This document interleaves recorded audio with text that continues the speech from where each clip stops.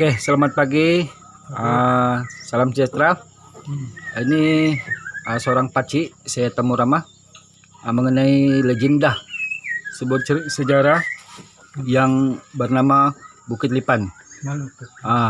Pakcik, sila ceritakan tentang sejarah nama Bukit Lipan nih.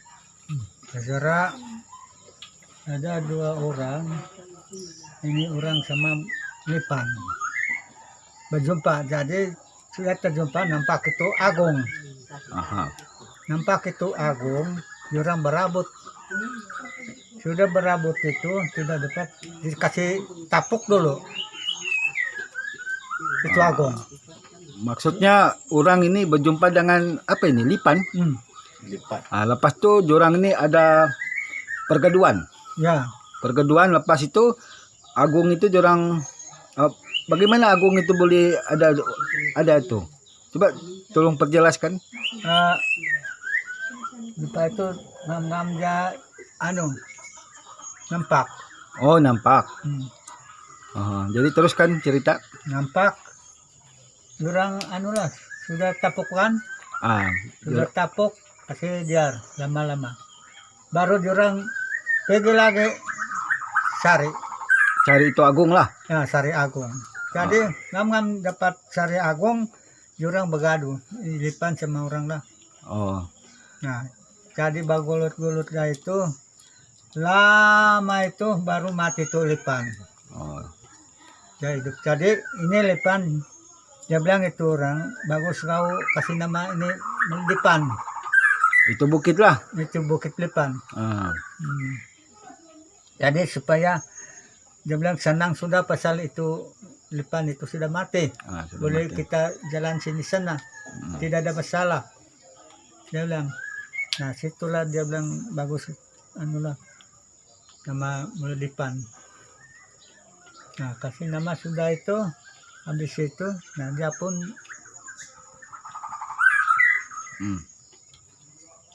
bukan hilang lah, tapi kau tahu lah dulu banyak kepandaian. Kita tidak bobot dulu banyak kepandaian, bukan macam sekarang kurang kepandaian. Kalau dulu itu kayu pun 11 round pun boleh dipikul, sekarang apa? Iya. Tidak ada. Nah, itulah jurang. Nah, sampailah sekarang Belut Lipan dia bilang. Belut Lipan ini artinya dalam sungai itu belut kulit ini adalah bukit. Nah, itu saja. Seorang lagi penduduk di kampung ini, saya Temu Rama, mengenai tentang sebuah legenda sejarah Bukit Lipan. Mengapa sebuah Bukit Lipan itu diberi nama, dan saya minta kepada seorang yang boleh menjelaskan penjelasan nama berkaitan dengan diberi nama Bukit Lipan nih. Oke, Encik tolong ceritakan. Dulu begini. Perkenalkan nama kalau boleh. Saya Jack Jaimil. Tinggal di kampung Kolo-Kolo ini. Ya. Jadi begini ceritanya. Dulu nih Bukit Lipan ini banyak nama penduduk. Banyak penduduk di sini. Jadi dalam cerita dia cakap dalam seluruh penduduk itu ada satu orang tua sudah betul. Dia punya badan kan makin tua makin kecil sudah dia punya badannya. Jadi dia sebelum dia meninggal dia berpesan kepada anak-anak dia lah. Dia kata, apabila saya meninggal, saya tidak mau dikubur. Saya mau dia bilang, saya punya gong yang warna putih itu dia bilang mau dia dikubur situlah. Dimasukkan di dalam dimasukkan di dalam gong lah. Dia punya mayat itu nanti apabila dia mati. Dia tidak mau dikubur. Jadi setelah itu dia meninggal tempat itu, dia tunaikanlah, anak-anaknya tunaikan permintaan bapaknya lah, wasiat. Dorang tidak kubur, dorang simpan di satu tempat, ditutup saja pakai togong pada masa itu. Jadi selanjutnya bertahun-tahun kemudian wujud lagi lah banyak kan penduduk, jadi wujud satu keramaian lah, pesta-pesta. Pesta-pesta. Tapi dulu masa dulu orang tinggal di sini ini yang orang bilang belum ada agama lah, pagan atau kafir lah. kafir lah dulu. Jadi apapun yang dorang buat itu dorang tidak tahu lah. Kan ketolak undang-undang dulu, adat-adat dulu, memang apapun boleh. Jadi satu masa ada keramaian, dorang berkumpul minum-minum, satu kampung lah ini, mau bikin keramaian. Jadi dorang minum-minum ini, apabila dorang mabok, dorang gunakan itu apa nama ini, tulang-tulang binatang lah, tulang-tulang binatang, tulang orang hutan begitu, sama yang apa ini, tulang bidai-bidai itu dibikin kulintangan, yang tulang apa ini, tulang binatang tuh yang orang hutan dibikin pemukul gong pada masa itu. Jadi orang tidak sadar sebab orang mabuk kan, tidak sadar pukul sana, macam-macam lah tarian orang situ. Tadi tiba-tiba ini tiada hujan, tiada apa-apa, tiba-tiba saja itu rumah masuk begini ke dalam, dan itu rumah kan tenggelam, itu tempat menjadi kulam. Jadi kulam. Artinya adakah yang selamat dalam bencana rumah yang ditenggelamkan itu? Yang ada semua di situ tuh tiada, langsung semua. Cuma yang tahu yang orang yang tidak datang sejalah di situ. Orang yang tidak datang. Oke, seterusnya ceritanya. Jadi seterusnya Dosibarlah, diorang lari sudah itu tempat. Pasal diorang tahu sudah ada bencana begitu kan, lari semua. Lari. Misteri Bukit Lipan nih. Ini adalah pandangan suasana Bukit Lipan di tebing sungai ini, dan pada ketika ini air sungai besar banjir, dimana apabila air kecil pandangan di sini amat cantik karena di bawah ini mempunyai batu-batu yang berkeping-kepingan di dalamnya lah, dan begitu cantiklah pandangan dia apabila air kecil, dimana bukit inilah mempunyai misteri, cerita-cerita yang aneh. Dan satu ketika dulu disinilah Lipan itu menjadi penunggu dan tempat yang berpokok yang telah digeruni, ditakuti oleh masyarakat pada satu ketika dulu untuk melintasi sungai ini. Dan dimana di seberang ini, di sini apabila air kecil dia pasir besar lah, pasir yang cantik pada satu ketika dulu, dimana kawasan ini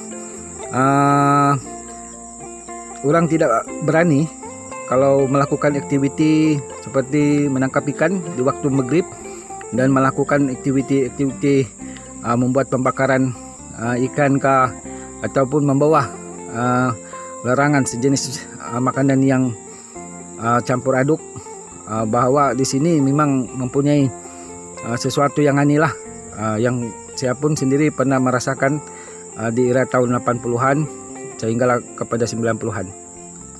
Saya juga mendapat beberapa keterangan daripada alam sekitar satu ketika dulu, mendengar cerita-cerita daripada orang-orang tua, di mana alam sekitar ini pernah menceritakan di kawasan ini mereka menyelam di dalam ini karena ingin mencari kayu-kayu yang telah tenggelam di dalam sungai ini, membuat pembersihan kawasan di kawasan ini.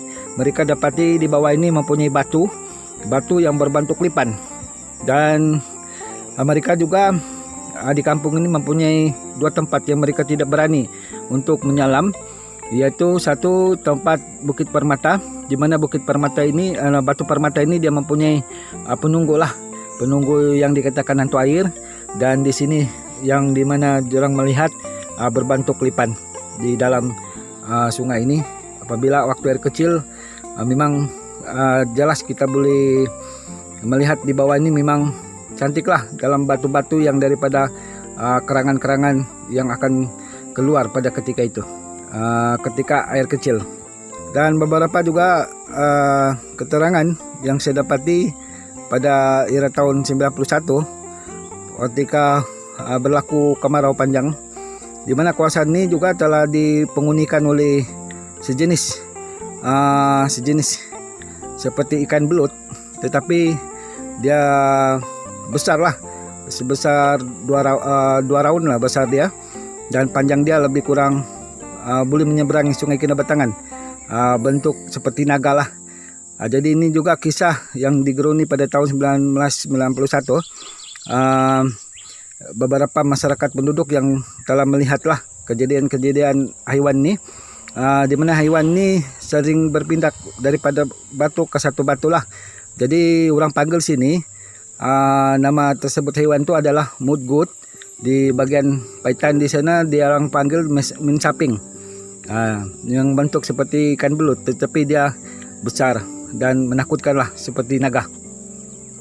Oke, kita akan pergi di seberang itu, melihat bawah bukit batu yang ada terdapat di seberang nih, Bukit Lipan nih.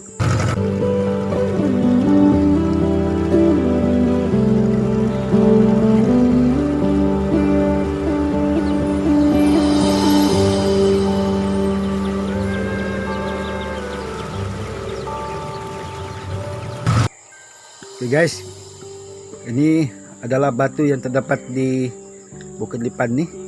Selain daripada batu kepingan yang terdapat di bawah, apabila air kecil kita dapat lihat, dan di sini kita nampak inilah rupa bentuk batu yang ada di tempat nih. Jadi batu ini guys, seperti batu timah.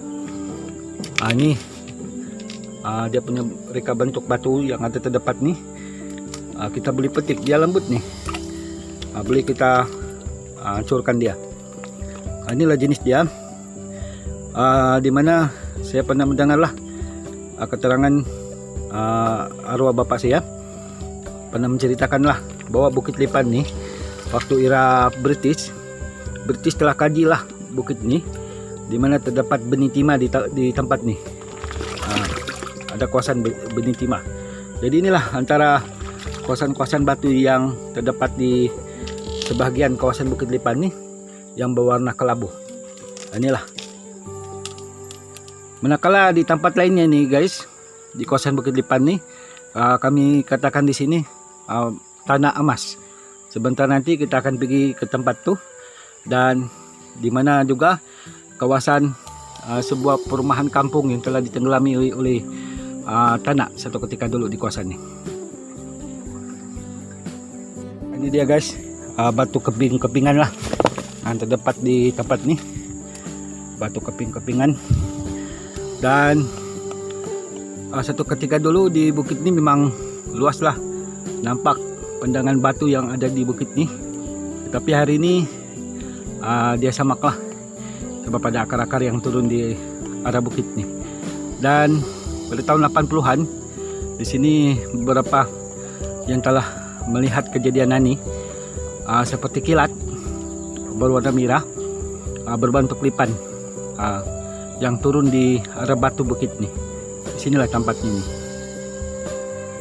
Kawasan Bukit Lipan ini telah ditinggalkan oleh masyarakat kampung satu ketika dulu pada tahun 1970-an, dimana setelah kampung ini menjadi sunyi, yang orang panggil di sini pagun, menjadi hutan, dimana kawasan ini banyak kedengaran suara-suara ini, seperti orang menangis, orang yang mengadakan keramaian, orang yang seperti bertukang membina rumah, dan suara-suara bersaut-sautan yang ada di kawasan sepanjang bukit yang terbesar di Bukit Lipan ini. Oke guys, kita lihat seperti ini berbentuk anak sungai, tetapi sebenarnya ini tempat keluarnya mata air daripada daratan sana, dan dia tembus ke Sungai Basarah, Sungai Kinabatangan, sungai besar nih. Disinilah kawasan dalaman dia ini yang berlaku satu ketika dulu rumah yang telah ditenggelamkan oleh tanah itu, yang menjadi kulam, sehingga pada hari ini dilihat seperti danau. Dan kawasan dia amat besar lah, beberapa kawasan yang telah kejadian menjadi sebuah danau pada ketika hari ini. Beberapa keterangan yang saya dapati di mana ada pengetahuan orang cerita di mana Lipan itu telah dimatikan oleh orang-orang kuat satu ketika dahulu, dan ada juga menceritakan bahwa Lipan yang menjadi penunggu berpokok di tempat ini telah dimatikan oleh orang-orang Sarip itu. Orang-orang Sarip ini membuat wafak di mana seluruh ayat surah dan di mana kunci dia surah Al-Fatihah mereka membuang di sungai ini, maka Lipan itulah gaib hingga pada hari ini menjadi batu terjun ke dalam sungai ini. Begitu juga Gung itu telah pun jatuh ke dalam sungai ini, sehingga pada hari ini Legindah sebuah Bukit Lipan itu telah menjadi batu dan berada di tengah-tengah sungai Kinabatangan nih. Guys, kita menaiki daratan nih untuk melihat sebuah perkampungan besar yang satu ketika dulu ditenggelami oleh tanah itu. Allahu Akbar, seram sejuk badan saya, lu rumah kembang. Bismillahirrahmanirrahim.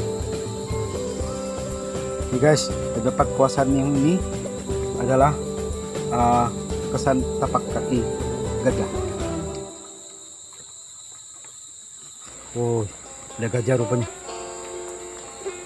Oke guys, kita telah sampai ke tempat ini, dan sinilah satu ketika dulu perumahan kampung itu yang telah ditenggelamkan oleh tanah, dan kita tidak tahu berapa jumlah nyawa yang terkorban ketika itu, dimana sebuah cerita apabila berlakunya bencana rumah tenggelam ini, mereka telah lari di kawasan ini, dan sebahagian mereka yang mengetahui kisah ini menceritakanlah kepada kampung-kampung yang lain.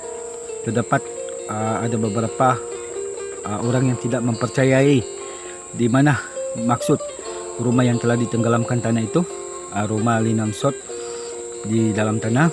Maka dua adik beradik ini datang ke tempat ini untuk tujuan melihat kawasan yang rumah ditenggelamkan oleh tanah itu. Dan cerita juga sebaliknya untuk perkara Gung itu adalah tempat mayat ataupun orang yang mati disimpan di dalam gong itu. Jadi setelah mereka tahu dua adik beradik ini tidak kembali muncul datang balik ke rumah, ke kampung mereka, maka satu kampung ini mengasratkan untuk sampai ke tempat ini. Tetapi sebelum mereka sampai ke tempat ini, mereka ketahui bahwa bila tergoyang air yang dimana sungai besar Kinabatangan itu, maka keluarlah Lipan yang besar itu. Maka mereka ketahuilah bahwa dua adik beradik ini hilang di tempat ini, dan kemungkinan besar mati di kawasan tersebut. Jadi itulah antara legenda yang dimana munculnya Lipan sebagai penunggu berpokok di tempat ini. Sekarang sebagian masyarakat masih mempercayai bahwa bila datang ke tempat ini untuk tujuan memancing, di kawasan ini mempunyai ikan lah, ikan haruan kebanyakan dia. Mereka datang di sini tidak membawa anak-anak dan tidak berbuat bising lah untuk melakukan perkara-perkara memancing di tempat ini, karena takut nanti akan diganggu oleh penunggu yang ada di tempat ini. Dan sebagian kawasan besar ini, kawasan ini telah dimajukan lah untuk dibuka kebun kelapa sawit. Jadi ini adalah antara kawasan yang masih kekal lah hingga pada hari ini. Kita akan pergi ke kawasan Tanah Emas yang terdapat di kawasan Bukit Lipan ini. Oke guys, kita telah sampai ke kawasan Tanah Emas.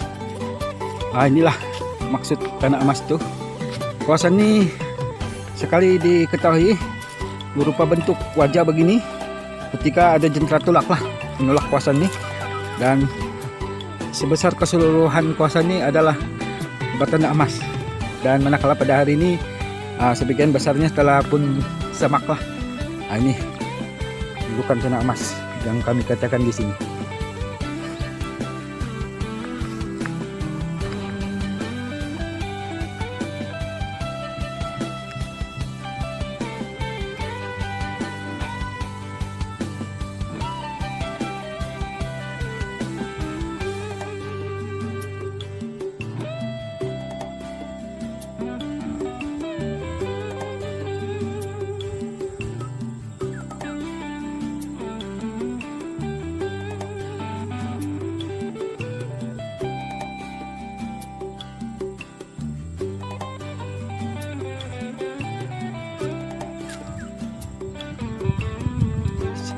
Terima kasih yang menonton di video ini, juga di Facebook saya, di channel saya. Terima kasih. Jangan lupa subscribe, like, dan share. Jumpa lagi. Bye bye.